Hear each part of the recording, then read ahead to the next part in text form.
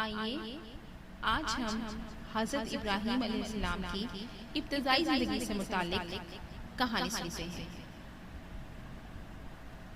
ابراہیم علیہ السلام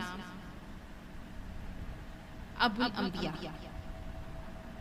ابراہیم علیہ السلام کو ابو الانبیاء بھی کہا جاتا ہے، اور یہودیت، عیسائیت اور اسلام تمام مذاہب میں ان کی بہت عزت کی جاتی ہے۔ ابراہیم علیہ السلام کا قرآن پاک میں متواتر جگہ پہ ذکر موجود ہے۔ ابراہیم علیہ السلام کی پوری زندگی اللہ تعالیٰ کے احکامات کو مانتے ہوئے اور اس کی عملی تقاضے پورے کرتے ہوئے گزری۔ انہوں نے لوگوں کو ایک اللہ کی طرف بلایا، جبکہ پوری قوم بت پرست تھی۔ حضرت ابراہیم علیہ السلام عراق کے شہر بیبیلون میں پیدا ہوا۔ آپ کے والد ایک سنگ تراش تھے، وہ بت بنایا کرتے تھے اور ان کے گھر میں بھی بہت سارے بت موجود تھے۔ قرآن مجید میں حضرت ابراہیم علیہ السلام کی ابتدائی زندگی سے متعلق آیات پہ نظر ڈالی جائے تو یہ معلوم ہوتا ہے کہ ان کی قوم صرف بت پرستی ہی نہیں بلکہ آسمانی اجسام یعنی سورج، چاند اور ستارے ان کی عبادت بھی کیا کرتی تھی۔ لوگوں میں سے کسی نے کیا خدا بنا رکھا تھا، کسی نے کیا خدا بنا رکھا تھا۔ حضرت ابراہیم علیہ السلام جب بتوں کو دیکھتے تو ان میں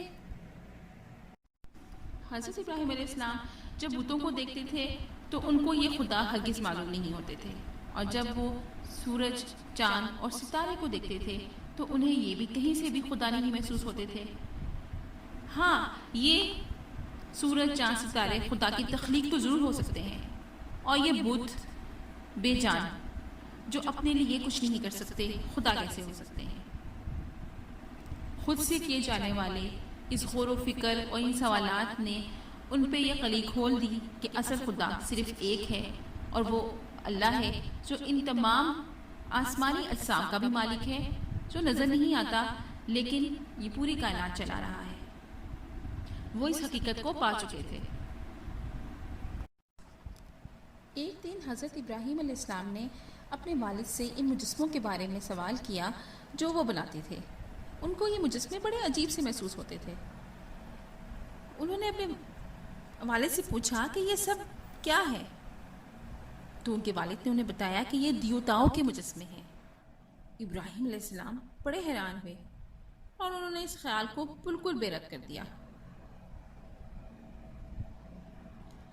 بچپن میں کبھی کبھی وہ جس طرح سے لوگ گدھوں اور خچروں پہ بیٹھ جاتے تھے اس طرح سے وہ مجسمے کے اوپر بیٹھ جاتے تھے۔ ایک دن اس کے والد نے اسے مردوخ نامی مجسمے پر سوار ہوتے دیکھا۔ اسی لمحے اس کے والد غصے میں آ گئے اور اپنے بیٹے کو حکم دیا کہ دوبارہ مجسمے کے ساتھ نہ کھیلے۔ ابراہیم علیہ السلام نے پوچھا، یہ مجسمہ کیا ہے؟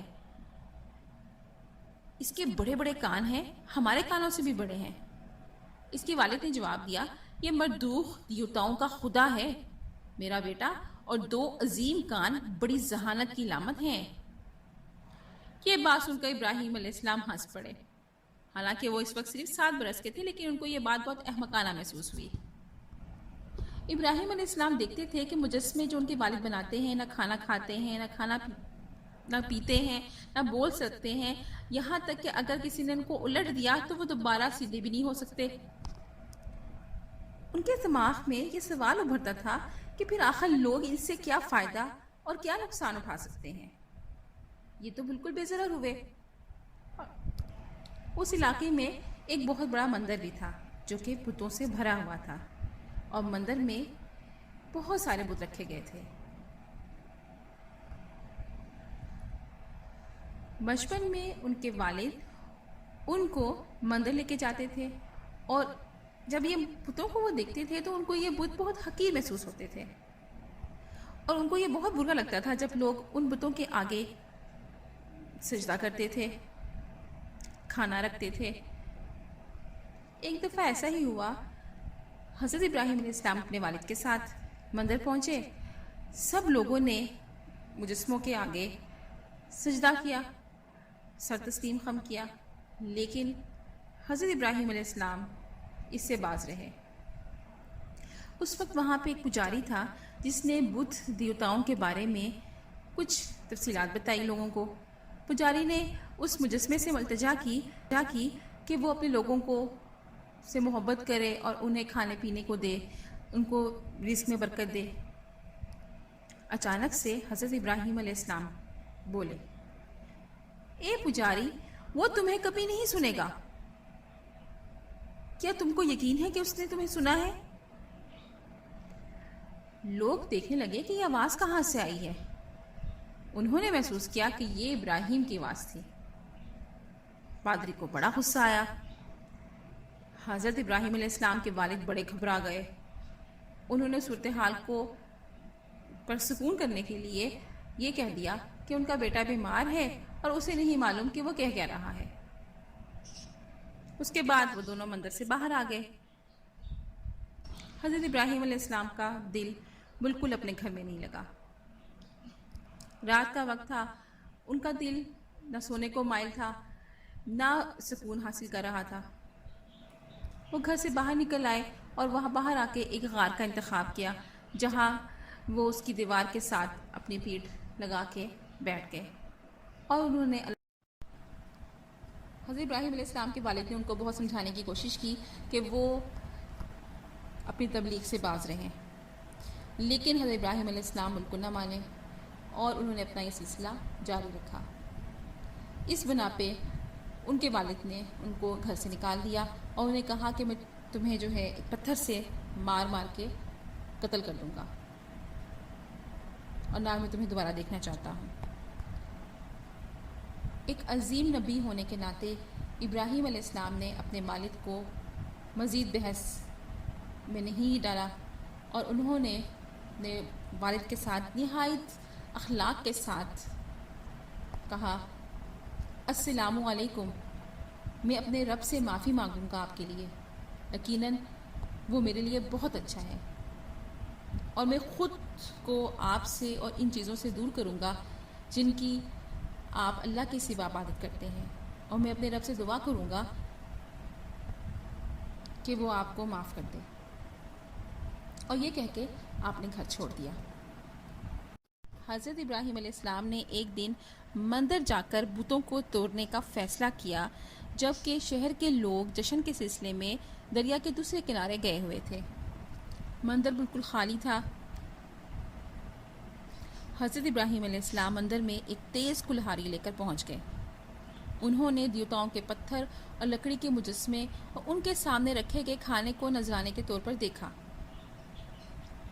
ابراہیم علیہ السلام نے اپنے ارد گرد تمام بتوں سے پوچھا، کیا تم اپنے سامنے رکھی ہوئی چیزوں کو کھاؤ گے نہیں؟ تم کیا بولتے نہیں ہو؟ تمہیں کیا ہو گیا ہے؟ اور اس کے بعد ابراہیم علیہ السلام نے فوراً اپنے ہاتھ میں کلہاڑی اٹھائی اور ان جھوٹے بتوں کو تباہ کرنا شروع کر دیا جن کی لوگ عبادت کرتے تھے۔ ابراہیم نے ان سب کو تباہ کر دیا سوائے سب سے بڑے والے کو، اور ان بتوں میں سے ایک سب سے بڑے بت کے کندھے پر اپنی کلہاڑی لٹکا دی۔ ابراہیم علیہ السلام کو یہ کر کے بہت سکون محسوس ہوا۔ وہ مندر سے نکل گئے۔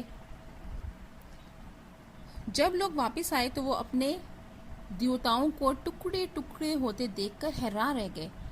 پورے مندر میں بکھرے پڑے تھے۔ وہ سوچنے لگے کہ ان سب کا سبب کون ہے۔ آخر وہ جان گئے اور سمجھ گئے کہ یہ حرکت ابراہیم کے علاوہ کسی کی نہیں ہو سکتی، کیونکہ وہ ہی لوگوں کو اللہ کی طرف بلاتا ہے اور اس کی عبادت کی طرف بلاتا ہے۔ انہوں نے ابراہیم سے پوچھا، کیا تم نے ہمارے معبودوں کے ساتھ ایسا کیا ہے؟ حضرت ابراہیم علیہ السلام نے سب سے بڑے بت کی طرف اشارہ کیا جس کے کندھے پر انہوں نے کلہاڑی لٹکائی ہوئی تھی۔ ابراہیم علیہ السلام نے کہا، دراصل بڑے مجسمے نے یہ کیا ہے، اور پھر پوچھے ان بتوں سے اگر وہ بول سکتے ہیں۔ لوگوں نے کہا، ہم کس سے پوچھیں؟ ابراہیم نے جواب دیا، اپنے خدا سے پوچھو، ان بتوں سے پوچھو، کیا تم نہیں جانتے کہ وہ بات نہیں کر رہے ہیں؟ اور پھر ابراہیم علیہ السلام نے کہا کہ آپ ایسی چیز کی عبادت کیوں کرتے ہیں جو بول نہیں سکتے؟ ایسی چیز جو فائدے کی متحمل نہیں ہو سکتی، اور ایسی چیز جو آپ کو نقصان نہیں پہنچا سکتی؟ کیا آپ نے ایک لمحے کے لیے بھی سوچنا چاہتے ہیں کہ آپ کے دماغ کہاں ہیں اور آپ کے معبود تباہ ہو گئے ہیں، جبکہ سب سے بڑا خدا کھڑا ہو اور اسے دیکھو یہ دیوتا اپنی تباہی سے بچنے کے قابل نہیں ہے، پھر وہ تمہارے لیے کیسے بھلائی لے سکتے ہیں؟ تم کیا ایک لمحے کے لیے بھی نہیں سوچنا چاہتے ہو؟ علاقے کے لوگ نہیں چاہتے تھے کہ لوگ بتوں کے علاوہ کسی اور کی عبادت کریں۔ انہوں نے ابراہیم کو اس سب سے بڑی آگ میں پھینکنے کا فیصلہ کیا جسے وہ زندہ جلانے کے ارادے سے بنا سکتے تھے۔ تمام کافروں کو حکم دیا گیا کہ آگ کے لیے لکڑیاں اپنے دیوتاؤں کی خدمت کے طور پر جمع کریں۔ کئی دنوں تک انہوں نے لکڑی جمع کی۔ انہوں نے ایک گہرا گڑھا کھودا، اسے لکڑی سے بھر دیا اور اس سے بھڑکا دیا۔ حضرت ابراہیم علیہ السلام کا دل خوف افسوس سے نہیں بھرا ہوا تھا، ان کے دل میں صرف اور صرف اللہ سے محبت تھی۔ انہوں نے معلوم تھا کہ میرے لیے میرا اللہ ہی کافی ہے۔ اور کیا ہوا کہ آگ ان پر ٹھنڈی ہو گئی۔ وہ آگ میں موجود ہوتے ہوئے بھی آگ کے اثر سے بالکل محفوظ رہے، اور یہ سب کچھ اللہ کے حکم سے ہی تھا کہ اللہ تعالیٰ نے حضرت ابراہیم علیہ السلام پر آگ کو ٹھنڈا کر دیا۔ آگ نے نہ صرف رسیاں جلائیں جو ابراہیم کو باندھتی ہیں، لیکن ابراہیم علیہ السلام بالکل محفوظ رہے جیسے وہ باغ کے بیچ میں بیٹھے ہوں، اور انہوں نے اللہ کی تعریف کی اور اس کی تسبیح کی۔ ان کے دل میں صرف اور صرف اللہ کی محبت بھری ہوئی تھی۔ پیارے بچوں، ہمیں اس کہانی سے کیا سبق ملتا ہے؟ ہمیں حضرت ابراہیم علیہ السلام کی ابتدائی زندگی سے جو سبق ملے ہیں، پہلا سبق تو یہ ملا ہے کہ ہمیشہ اللہ تعالیٰ پر ہمیں بھروسہ رکھنا چاہیے، اللہ پہ یقین کامل ہونا چاہیے۔ نمبر 2، ہمیشہ اپنے والدین کے ساتھ اچھا سلوک کرنا چاہیے اور کبھی بھی ان کی بے عزتی نہیں کرنی چاہیے، ہمیشہ ان سے ادب کے ساتھ پیش آنا چاہیے۔ اور نمبر 3، ہر مشکل وقت میں ہمیں صبر سے کام لینا چاہیے اور اللہ پہ یقین رکھنا چاہیے کہ اللہ تعالیٰ ہی مشکل سے نکالنے والا ہے۔